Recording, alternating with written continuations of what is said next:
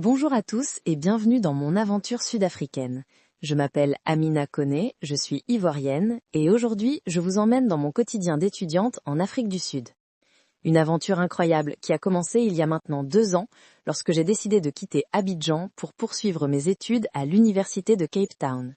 Je me souviens encore de mon premier jour ici, un mélange d'excitation et d'appréhension.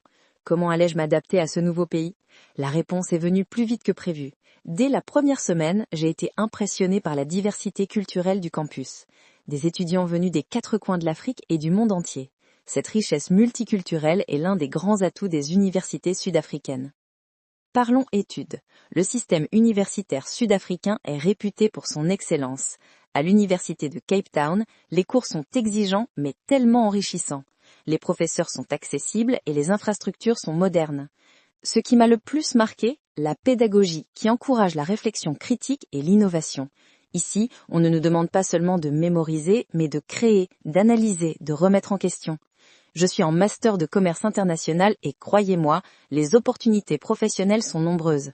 L'Afrique du Sud est une porte d'entrée vers tout le continent africain pour de nombreuses multinationales. Les stages sont valorisés et les connexions avec le monde professionnel sont facilitées.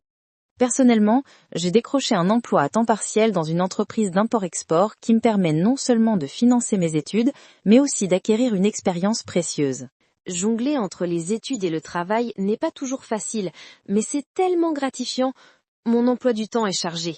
Cours le matin, travail l'après-midi et révision le soir. Mais j'arrive quand même à trouver du temps pour ma vie sociale. Les week-ends sont sacrés pour découvrir ce magnifique pays. L'intégration sociale a été l'un de mes plus grands défis. Au début, le mal du pays était présent. La cuisine ivoirienne me manquait terriblement. Mais j'ai rapidement trouvé ma place dans cette société multiculturelle.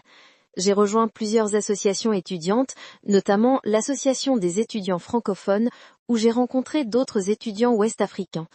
Nous organisons régulièrement des soirées culturelles où chacun partage ses traditions, sa cuisine. C'est comme avoir une petite famille ici.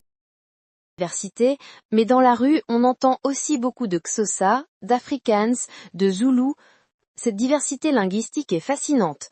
J'apprends quelques mots de Xhosa et mes amis sud-africains s'amusent de mon accent quand je les prononce.